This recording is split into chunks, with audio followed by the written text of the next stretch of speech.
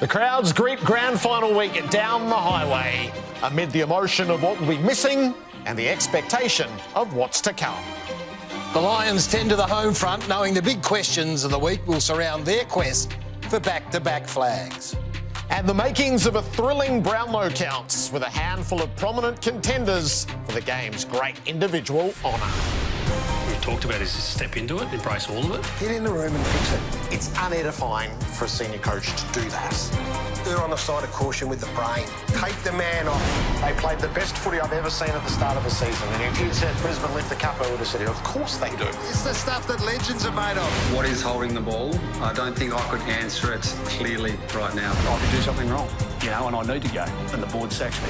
The fans love it, and with no fans, no 360, right?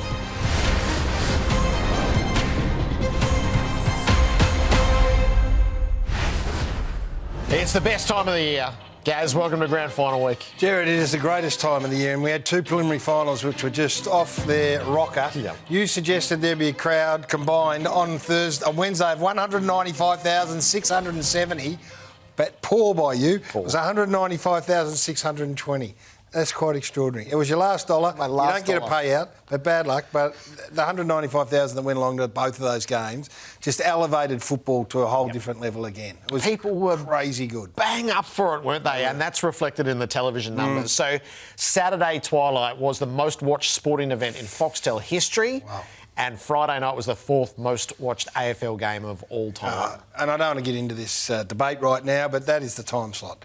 That number there reflects that, the most watched sporting event. The time slot just felt perfect. Yep. You got a good dose of daylight, and then you come back out after half-time and it's under lights. Fantastic. All right, so just down the road from here, the football world is assembling for the Brownlow medal count tonight. It looks like the first votes aren't going to be cast until after 8 p.m, so it's going to be a long night with the rising star in it as well. Rapid fire. You have to Andrew Dillon. Just going to see you go brrr all the way through.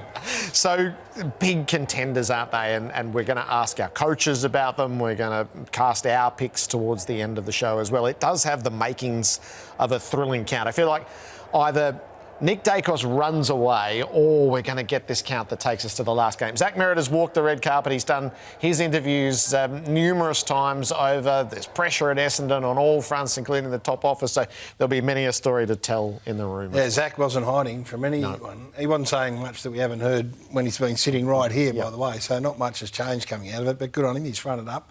Will we get more than one winner tonight? Is that a possibility? Oh, that is a possibility. I think there's a chance. I think there is a chance. Right. But I haven't done the work you have. All weekend. Yes, don't worry about the Brownlow. That's right. I said the one thing I said, we won't make you wait. So the GVPs comes to a thrilling climax. The prize, the richest prize in footy, the Mustang GT Fastback, valued at $93,000. You know it by now. Iconic design, unreal performance, 5-litre V8 engine. This has built and built and built. And the question was, could one key figure come up with one big game? This is the most valuable player in the estimation of just one man. Yes. Garry Lyon, the floor is yours. And I just, again, want to reiterate, I only get to give 3 votes, 2 and 1 across the round. The 3 votes that are given in this award are worth like 18 anywhere else. I just want to clear that up. 1 vote to Will Ashcroft on the weekend, who...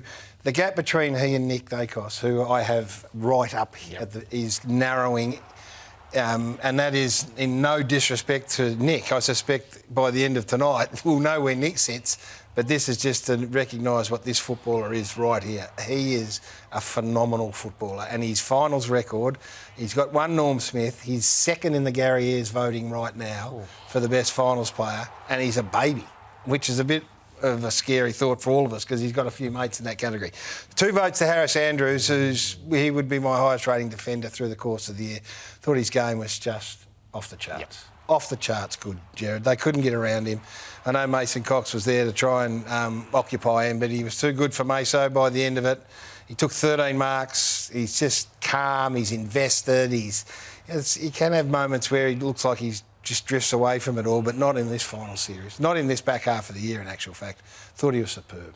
Loved his game, and he gets the 2 votes. Brisbane Lions captain. And that means the 3 votes from preliminary final round. Yeah, and because it's my award, I can have my own biases and prejudices and everything else, but when Patrick Dangerfield's sitting in the huddle after having sung the song and he's looking at me going like this with the key, you know he's played a pretty good game, Gerard, and he's got the 3 votes and it's carried him past Matt Rowell in sensational circumstances, and at 35 years of age he's won the GVP for the great mighty Mustang, which has not really got danger written all over it, but will when he drives down to Moggs Creek, whatever it is. Down How the great highway. a game was this? I think it could be... We've all got some hyperbole about us, but it's nearly as good as I've seen. And we'll ask... Actually, it'd be very good to ask Damien Hardwick, because he's seen some great games. So he's in as good a position as anyone. But the circumstance of the game... Because they go up the first 3 goals, let's not forget. We'll get to that in a minute. But then he just emerged, and he kept emerging, doing stuff that you go... Oh, that won't be topped. And then he tops it and you go, oh, well, that's as good as you'll see. That won't be. And he just did it about 8 times. So I think he's as brutal a player in the good way. Like, he's not a savage, but he's a savage footballer. And those brutal and savage, that's not always the way you sum up elite footy players, but he would wear that with pride. That's a pretty good trifecta right there. Yep. And so this is where we find ourselves. Patrick Dangerfield, 12 votes, an unassailable lead. Matt Rowell had the seat covers all ordered. He did. Not this year, Matt. 11 votes, Heaney and Toby. Jesse Hogan still side bottom, Cozzy Pickett. So they are the greats of the game who have managed to win their way there, but Patrick Dangerfield tops them all. And tomorrow night, he is going to be our headline guest. So he should. So he should. This is what we've got lined up for you. Our coaches tonight, they're premiership teammates. They work together at Richmond in the glory years. Damien Hardwick and Adam Kingsley in their tuxes on the way to the Brownlow. Lee Matthews is here, so he's going to join on the couch for the full review of the prelims and the setup of the grand final. Patrick Dangerfield tomorrow night on Players' Night. Andrew Dillon, the AFL Chief Executive and the Coach of the Year, will be named during our program and will join us in the final break. Big week, Gerard. It is Wednesday night, John Longmire, Adam Simpson and the grand final umpires. Thursday night, a special 90-minute edition with an all-star cast. And Josh Dunkley is going to come and join us at the desk. Outstanding. That is your week sorted right there. Well done, everyone. All right. Let's get into the agenda, and it revolves around the footy itself. It was a heightened stage. They're elevated stakes. We spoke about it all week, and the preliminary finals delivered, and we have cast in stone a champion pair for the grand final. This is one they will talk about. Phenomenal. This is a big, big statement. Here we go. How big is that? Roll the replays every angle you got. The sharpness of winning and losing just comes more to the fore when you get into the knockout stage, which it is now. The agony and the ecstasy. Yeah, no, this is, it comes to an end real quick. It does. I just looked back and saw my own emotion in every player, and so they're feeling the same pain that I am. They're bloody hard to win, and it takes a long time to get back here. Yeah, it's a pretty fair effort, isn't it, to get to 3 in a row? But we can't spend too much time patting ourselves on the back. Is this as well prepared and well placed as you've been going into a grand final? Yeah, I think that's right. A great football weekend as 4 becomes 2. True greatness lasts from a club and a captain. Sweet dreams are made of these. The Cats are into another grand final on the back of a truly remarkable man, Patrick Dangerfield. It's a win for the ageless. Well, we just feel like it's been working for a decent period of time now, so that gives us confidence that we're going to be in pretty good shape to give it a real shake next week. Sweet dreams are made of these. Too good. They've just been too good. Filipinski, Household off it. The Great Dane for the finishing touch. They're going back for the 3rd year in a row. He loved it, and the coach loved it more. Brisbane, they were down, they were out, but they've risen again. The back-to-back dream is still alive. If you're playing a lot of finals and you get to a lot of grand finals, you have a lot of experiences along the way and you learn how important moments are. finals come down to moments. We had plenty of good ones tonight. This magnificent football club have done it again. They're heading back to the last day in September. The way the Lions have gone about their footy, got them a flag last year. They're not going to die wondering next week. Sweet dreams are made of these. Sweet dreams, sweet dreams. True greatness lasts, Hutto said, and it's true of both of these two teams. Geelong and the Brisbane Lions, the billing for the 2025 Grand Final. Maybe Brisbane first, Gaz. So the heart of the champion. This is the train that weight can't stop. They are Burnborough, and they continue to go on. Chris Fagan is an amazing man, Gerard, an amazing coach who was questioned not that long ago about whether he had what it took to take a team where it needs to go.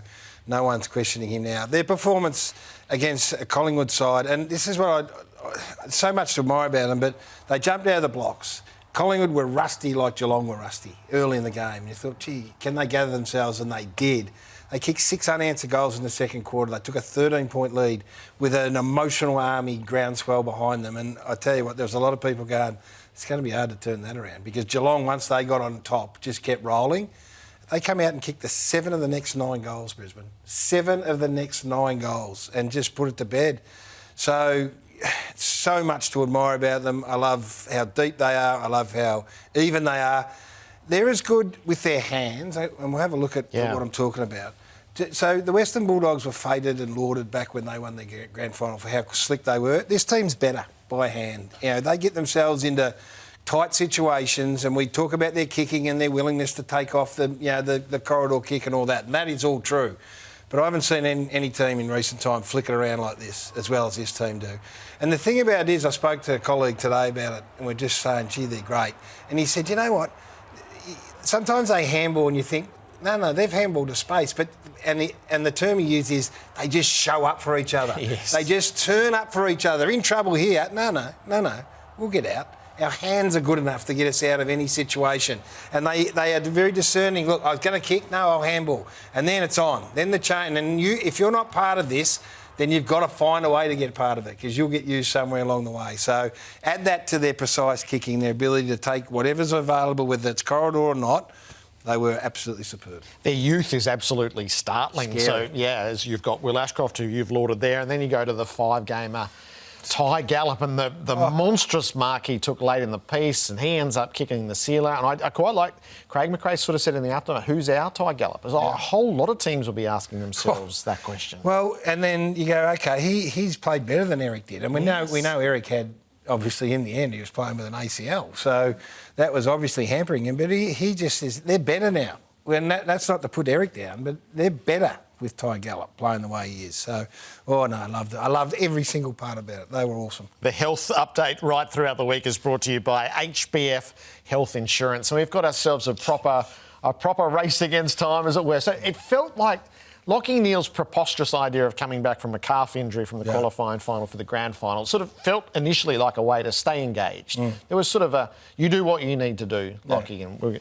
And now it's a live proposition.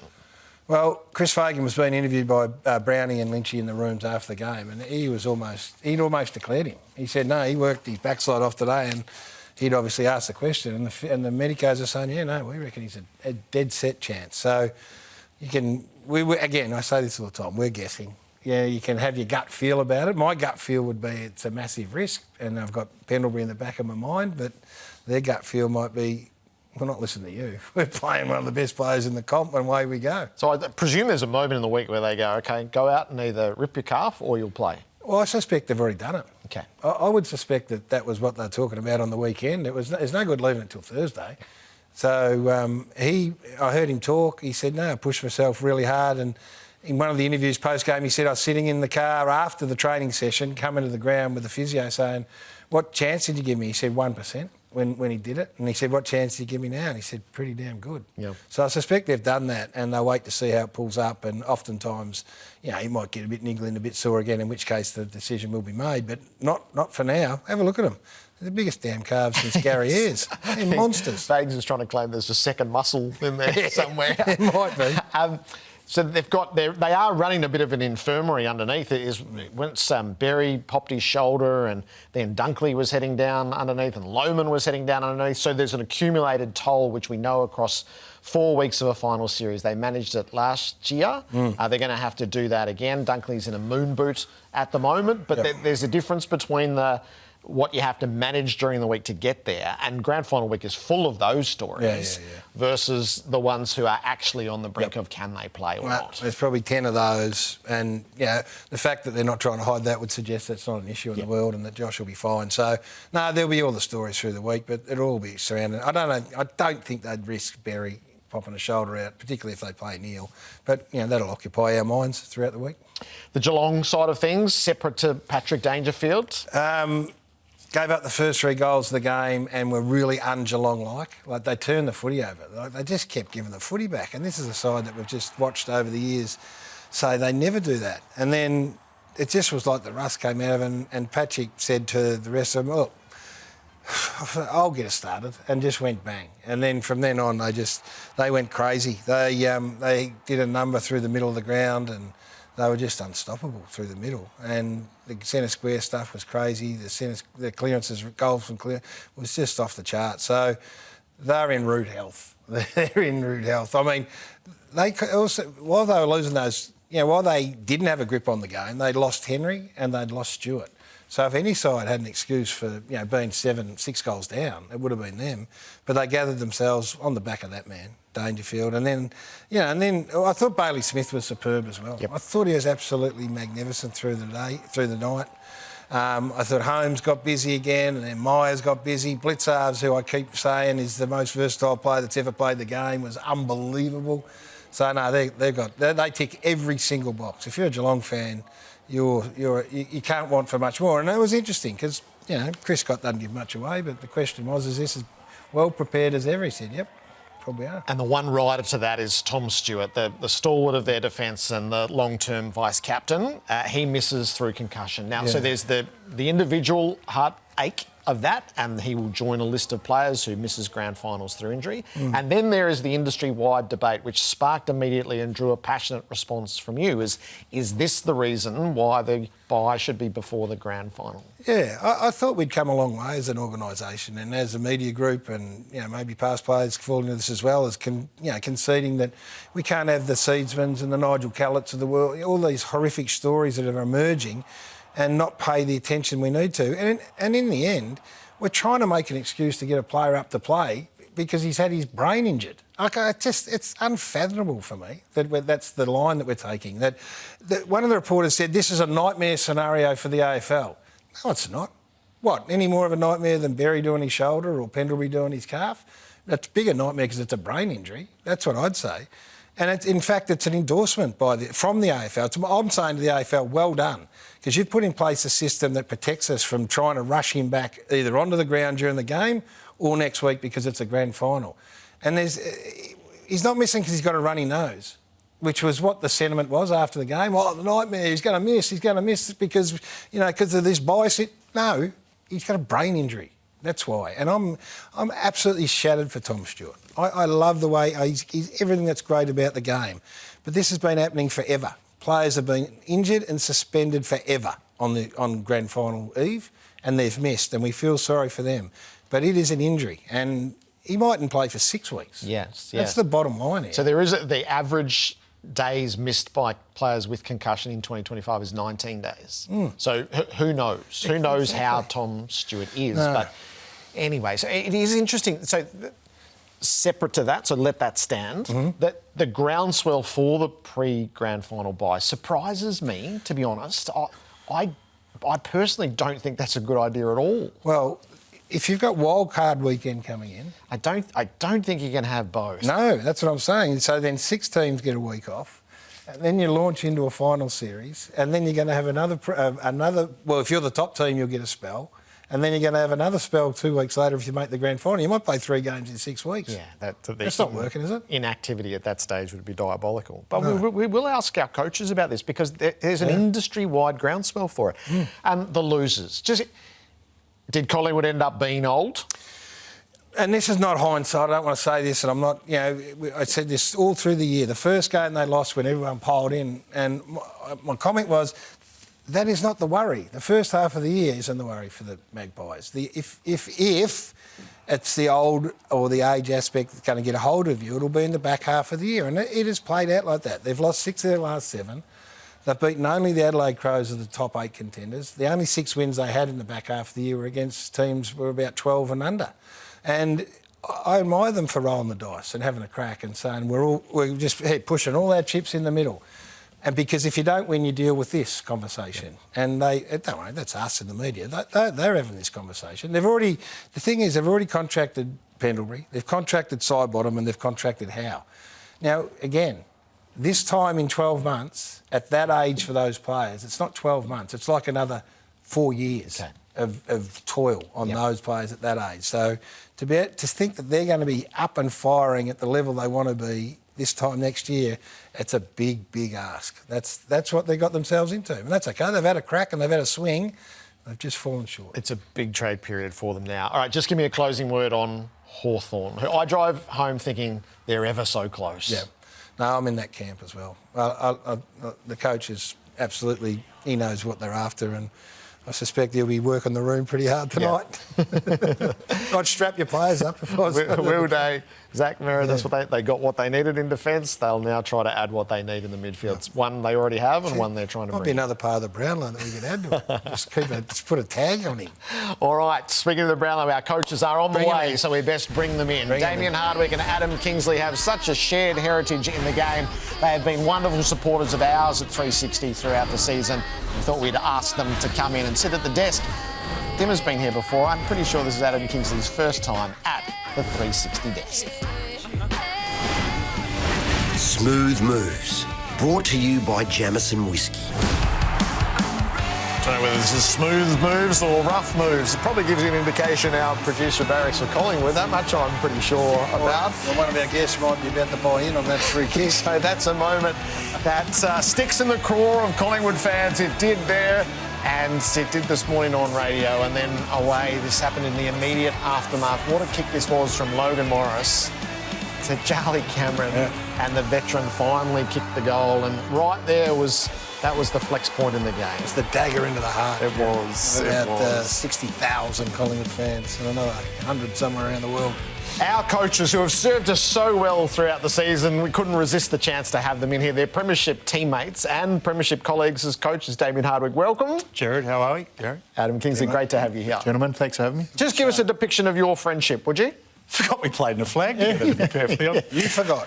Yeah. No, we've known each other since, because we started at Essendon together, and I'm not going to lie, I actually thought Adam was a trainer when he first started, but no, he was a very good player there as well, and then he ended up going to Port, and I followed him over. And then he start getting in the strong room and just throwing those big bicep. Probably more so when he finished actually playing, to be fair. He sort of taught me a thing or two about the weight room, but yeah, we've known each other a long time. We're just talking about our kids grew up together as well, so it's been a good journey together. Bound together by premierships and a lot more, I'm sure. Yeah, well, certainly played in one, but fortunate enough to work for Damien at Richmond too. So really enjoyable time. We've had a heap of great times together, and now we're going head to head, which is nice. Nice. What's the week like when you're not involved? You know the richness of it over a good few years. What's the week like? Is it torturous, or does it still have its allure? Yeah, I think the closer you sort of get, I reckon, the more you just want to move on and hit the fast forward button and let someone win it, but then we move on pretty quickly to trade week and all that sort of stuff. I think, last year it was a little bit, well, we're not quite there, so it's good to watch, but, this year obviously we won our first and we're disappointing in the second, but the closer you get, I think the harder it is at stages. So it's been borne out by the fact that you're not going and you still are? Is there something in this or not? What do you mean, as in? Sorry. Well, you're not going to the grand final, so you've elected... No, I'm not going. I've seen enough, and, mate, it's 28 degrees in Queensland. I'll be at the Miami Tavern having a few pots. Fair enough. So. You will be Kings. Yeah, I'll go along for a look. I enjoy the occasion. Always think it's good to see what the teams do, how they prepare. Rub your nose in it a little bit. Yeah, rub my nose in it. But fingers crossed, hopefully we get the chance, and that hopefully helps us in some way, shape or form. What about the players? Do you encourage them to go? Yeah, I'm not sure too many players will go. flights from Sydney are pretty expensive in this week. No, they're making plenty of money, mate. Yeah, that's not a problem for these folks. I'd imagine some will go. Not all, of course, but I'm sure they'll watch the game. They'll take a bit of an interest in it, and it's always difficult. You know, you mentioned the word torturous, and I think that's pretty accurate. You kind of spend your season hoping that you can make finals, and when you make finals, you're kind of hoping that you can progress deep and ultimately win the flag. And when it doesn't eventuate, it's always incredibly disappointing. And but you kind of shift your attention to next year and try and do better. All right, a few of the coaching issues as they are, and then we'll delve a little deeper. You're our expert on umpiring. Was that a free kick or not, to Jamie Elliott? I actually thought it was a pretty good spoil. I thought it was an incredible effort. I could see how they could pay it, though, at the same time. So, look, I just thought it was an incredible bit of play, really. And, the whole, next phase of it as well was incredible. So I'll probably play on. Is it fair to say that this is how it should be umpired, but we know it's not? So if you're writing this from scratch, eyes on the ball, doesn't once take his eyes off it and contest the ball genuinely. So he's not trying to clean up Elliott. He's not initiating front-on contact other than that's where the ball takes him, that we could umpire the game. We know it's not. It's a free kick all day long the way we umpire, but should it be? I think it should be a free kick, yeah? Personally. Yeah, I thought he made a great effort. Eyes were never left the ball, granted, but he didn't make contact with the ball. He made contact front-on with a player trying to mark the ball. And so, in my view, that's a free kick. My thoughts are, I don't know what else he could do. He's trying to make a play on the ball. Yeah, so if you're spoiling from behind and got eyes on footy, you can body spoil. You can do whatever you want to that guy in front Not of you. necessarily hit the ball. I wouldn't mind if the rule was changed and said, yeah, you run back with the fly of the ball, you never once take your eyes off it. Now, that's going to probably end up cleaning a few up. But if you're genuine without once looking at him, and I don't mind that. I would let that play on. But I understand why the free kick was paid, having said that. Well, it wasn't paid, which is... Oh, sorry, it wasn't paid. This is Collingwood supporters. Tom Stewart, so vice-captain, heartbeat of the team. We get our first look at, in the men's game, a concussion from a preliminary final to a grand final. How does this sit with you? Well, it's sort of frustrating in a way because we've spoken about this for probably 3 years. I think that it should be the bye should move. And look, I think it will next year from the murmurings that I can hear. But, once again, it shouldn't come to this. It should be more of a proactive instead of a reactive, we've lost a player. Well, I know we do like the thought of, sometimes as a club that bye at the end of the season as such. But I think grand final, it's a great way to celebrate both sides as well. Look, I think it's a no-brainer for mine. Yeah, no issue with the concussion rule in itself. I think the 12-day policy is designed to help the players, and I think that's absolutely correct. But the reality is, it was always going to happen. Definitely a bye. So we've spoken about, Gerard and I have spoken about this already. So you're not saying that this is the bye just for the concussion, though. You're just saying that the bye is there for concussion and/or Lockie Neal for another week, or Pendlebury if he was playing to get over. You always want your best players playing in the biggest game of the year. And so you give them every chance to prepare as best as they can, recover as best as they can. I mean, the fresher players, the better the game. Yeah. And so we're going to have a bye at some point, whether it's the start of the finals or prior to the grand final. I think you can alleviate a few different issues by having the bye pre-grand final. And, of course, concussion is one of them. But that's where I'd like to see it. And we may talk about the equalisation of the finals. Teams from outside the top four are now a much bigger chance of winning it because of the bye. And that's all well and good. But you play 23 home and away games to qualify. And if you're qualified in the top four, of which we didn't, incidentally, you probably have earned the right to have the double chance and an advantage. But also functions. All-Australian, Brownlow, Hall of Fame. Give everyone a chance to come down and celebrate those things. During the year, it's too hard. Obviously, we've got the Brownlow tonight, but it could be a celebration of the game. But we could actually put the state of origin probably a little bit better placed, perhaps, rather than in February, which is a little bit challenging for clubs. But I think we could fill the space quite easily. And what would it do to the coaching of the grand final? So I imagine when you're coaching this week, it goes in a hell of a hurry. Would it allow you to sort of set things up better? Yeah, well, go back to when I was senior coach and King was my basically I did all the senior work, assistant. yeah. He did all the work, yeah.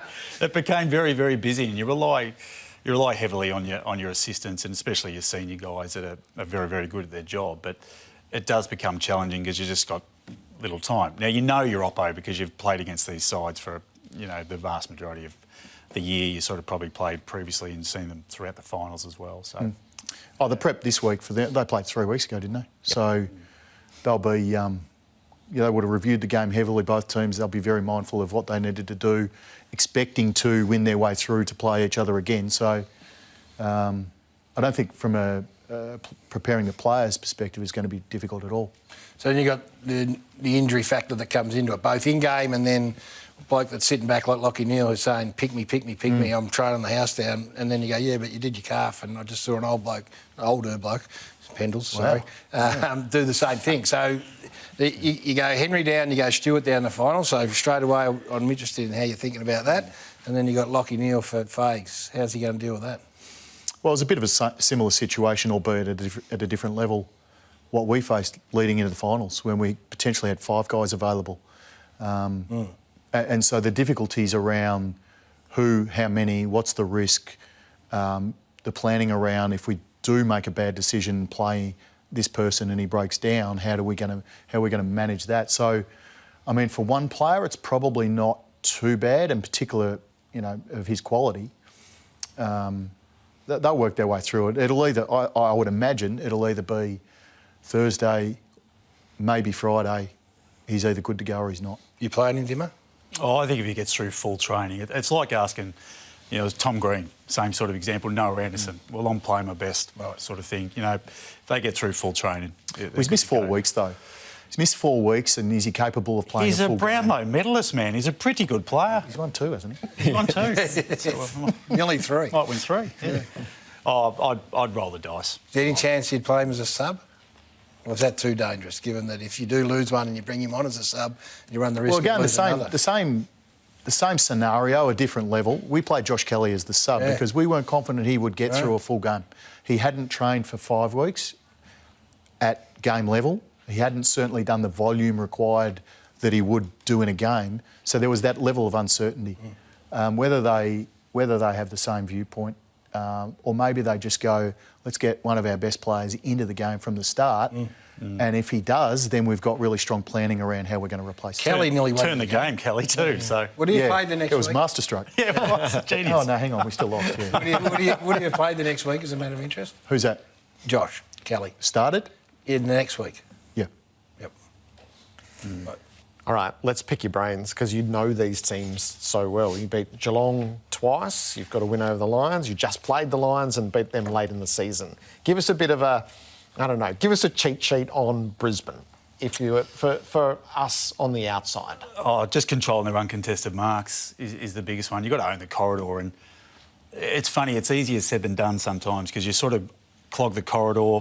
Then what they're very good is they'll release the ball back and then your defence gets stretched if you come forward. So it's a constant challenge with trying to maintain your defensive stability, but then also making sure that you don't give them too many uncontested marks so they get around you or get through you. So it's a very, very fine line. We handled it really well in the Gold Coast game, but last week we just couldn't stop it. We kept losing stability through that middle part of the ground, and guys like Zorko and Gold Wilmot's become an incredible player, probably one of their top 5 best players. So that to me is the big one. Plus their stoppage craft and their ability to pressure clearance is very, very good. So look, it's a challenge. So Mullen did a job on McCluggage. They won handsomely. Then you elected not to, went head to head with him, had a great game, and then again on the weekend. Would expect Mullen to go straight back to him? Oh, they'll go back to what works. I think most coaches will go back to generally what they've done previously, and Adam will go through the same thing. What worked, what we can improve, what we do next time. So they'll go straight to that cheat sheet and have that. But so will Fags. Yeah. And what about that bloke? What are you going to do about him? Sledgehammer. I don't think that'll stop him. Unbelievable. How good was the game? You've seen some great ones. No one better placed than you two to tell us who outrates. Yeah, but I've never seen a guy impact the contest like he does. Like just throws everything at it and then just bowls it over and then wins the ball. And it was an incredible game. It just got better and better as the game progressed. And I've seen one other game very similar, and that was the Dustin 2020 grand final where effectively, Dustin kicked 4 goals that were goal of the year contenders, and I think Dangerfield's game was probably pretty close. Oh, similar to that. That's high praise. It is. What's the priorities against Geelong, Adam? I find probably both teams pretty similar. Geelong play a little bit more up-tempo, so that they're going to try and challenge you through, and they'll invariably get someone ahead of the ball. And so you've got to be able to manage that from behind the ball, whether it's one of their key backs running forward or whether that's their bids or Dempsey as their winger. They're going to try and run forward and really challenge your defence. So if you don't manage that well, and Brisbane typically are quite strong defensively, so that'll be a really good battle. How do you manage this? You just got to have you got to ensure that your mids know where their opponents are, and so they've got to be in position where they can defend them. But you also need to be connected with your backs and ensuring that they're proactive with their defence, ready to come forward and impact if they need. Be prepared to leave their free in the goal square, and if they score a goal from the goal square, well, so be it. But we'll try and do our best to stop it up the field. And then from there, potentially the opportunities for counter-attack are there. And you've got to use the ball really well if you want to bomb. And they're probably similar in Brisbane in this space, where if you bomb the ball forward to Harris Andrews, well, good luck. Mm-hmm. It's the same with these guys behind the ball, and Stewart in that phase is probably a little bit of a big out for them. And then from there, control their uncontested marks in a similar vein. Did you prioritise one matchup? Was there one that you... Because your record is stunning against them. Yeah. Not really. I mean, there's a bunch of those guys that you got to worry about. So we didn't tag, and we sort of dropped the tagging sort of probably around 12, I think it was, and probably had a greater impact through the midfield, even though we did tag Bailey Smith there at one point down at Cardinia Park. So, look, Smith through the midfield, Holmes is a terrific player. Dempsey as a wing can really create some challenges if you allow him to run forward on the wrong matchup. Dangerfield's reasonable. Jeremy Cameron's reasonable. Geez, they've got some good players. Yeah. All right, it's a star-studded grand final. More with Damien Hardwick and Adam Kingsley before they head to the Brownlow next. And then on the couch, Lee Matthews is here. Of course he is in a week like this, so he'll share his thoughts on what has been and what's to come with our regular four on the couch, how it happened in the prelims and what comes next. Yeah, I love Nathan Williamson, the umpire that made the decision, but I thought, oh, good, we're going to have one last crack at it. And then when he called the boundary throw, he's like, what? Anyway, I'll look at... Oh, I hope you... Yeah, we have. Oh, no. Yeah. Oh, yes. Oh, yeah. So you blokes just killed me. What's just happened? It proved costly, but I'm sure it's why we won the most outstanding TV program of the year. We owe Damien Hardwick a lot, as it turns out. We don't get any money for it, though, Dimma, so we're not paying it. Did we pay that fine? Did you pay that? You did. No, we donated to Rise Up, which is great. We did. All right, so... it's up to you whether you tell us or not. The Coach of the Year is going to join us tomorrow night after he has been named. You filled in the ballot papers last night. Who'd you go for? After you, Damien? You just want the... Just two you went... I went for Fakes. Yep. Hardest draw. For mine. Chris Scott. OK. So one for each, which gives us a perfect entree. Oh, yeah. Why'd you go for Chris? I think the way he's managed his group is elite. I think the fact that he's there in his 10th prelim in 15 years is so it's retrospective extraordinary. as well. No, it's a body of work. OK. And they're going to win. Oh, good. Oh, they're going to win? Yeah. Sorry. Get them back more often. And make the case for Fades. Oh, I just thought they had an incredibly tough draw, had the injuries. They're playing some incredible youth as well. I just think he's managed them, the whole organisation, very, very well. All right, well, you're taking picks. You've got a red-hot chance tonight. In fact, you've got two. Yeah. Will it be the downfall of them, do you think? Well...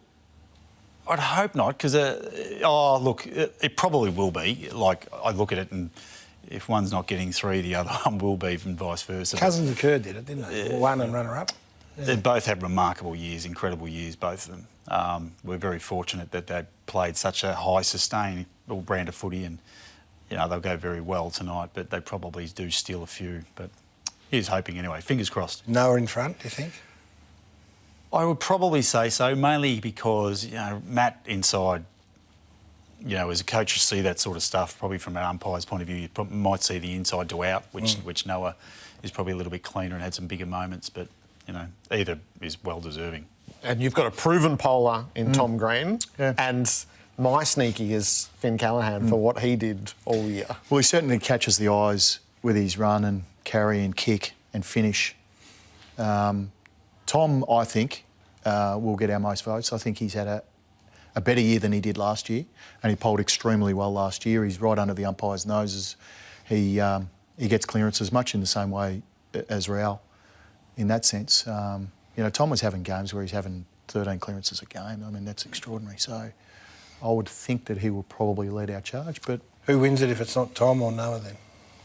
Dacos wins probably, I would think. He, you know, he's an outstanding player. He is, I know we're back in the coaches one. I think Dawson might be a good chance. For sure.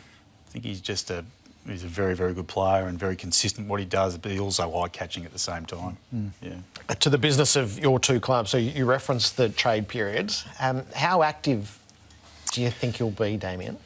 Oh, we will be. We a little bit like everyone, you've got to continue to move forward, and draft picks are one way, but then you've also got to attract talent, ready-made talent to your football club. Every club is now active in that space, and we want to be, you know, adding to our list. We think we've got a very young, developing list, and we'd like to get some experience in the door.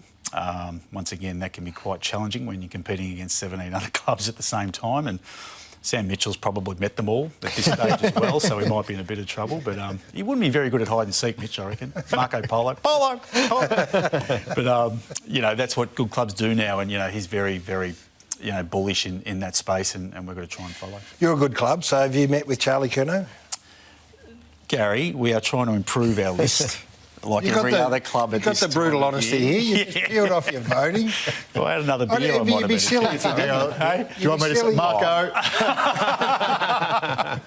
Oh, look, we'd love to bring in some experienced players that are going to help and reinvigorate our list to take us where it needs to go. We're probably, you know, I sort of spoke about, we're a good side trying to get to great, and that takes a little bit of, you know, development within, but also we'd like to bring in a couple of experienced guys to give us a lift as well. To answer your question, mate, we dropped him off on the way here. I'd be mad if you didn't. Was Jamie Elliott anywhere in the car? I didn't see Jamie. Has he come to you? Who's that? Jamie Elliott. Oh, once again, Gerard, we're just trying to improve it. Will you be active? We'll certainly have a look. I mean, we're always interested in good players, of course, but I don't expect to be overly active. Clearly, we've got Lekalia who wants to, you know, be traded out. So we'll be active in that sense. But I mean, I guess our history has been draft and develop, and that's pretty much who we are. And I would expect that would continue for the most part. Are we about to hit a hypercharged trade market? Just feels like we've broken a few taboos and there's a bit of boldness on both fronts happening. It's sort of everything's gone a bit mad, hasn't it? Effectively, every player is a free agent now, really. You know, contracts, as we see, are not really worth the paper they're written on. And it'd be interesting to see which way the AFL goes, because we're the only sport in the world that has free agency without the viable player movement system, and we sort of have bought in both to favour the players. The reason for free agency is because a club owns the rights previously, and then you get the free agency, and that way we could get rid of the compensation pick, which further dilutes the draft as well. So we've just got to get the mechanism right. We're not there yet. Whether they look at it eventually, I'm not too sure. How have you rated your year? Your year, your coaching career has gone 15, 15, 16 wins, which is unbelievable when you isolate it down like that. So how do you rate this year? I thought we had a pretty good year. I know we always measure seasons on do you win the premiership or not, but I think we've got to be a little bit broader than that. We've done a lot of things really well this year that we would deem really successful. The thing we didn't do was win finals and ultimately win a premiership. So that's still there to be chased. But all in all, we were reasonably happy with our season. We felt like we improved. We certainly got a lot of development into some younger players, given some of the injuries we had. So, you know, I think that helps us in future years. But again, like I heard someone say the other day, everyone starts at zero again, and we've got to do it all over again and prove ourselves. Great to have you both here. Got a winner. Let's get a winner. Yeah, go on. So who are you tipping? Oh, you've tipped. Who did you tip? Brisbane. I'm going Brisbane. Norm Smith? Norm Smith. Oh, might be the Ashcroft lad again, I reckon. He's pretty good. God, Yeah, pretty good. No, bad luck. Geelong, Bailey Smith. Right. Will you find your way to Charlie tonight if he's there? Or not?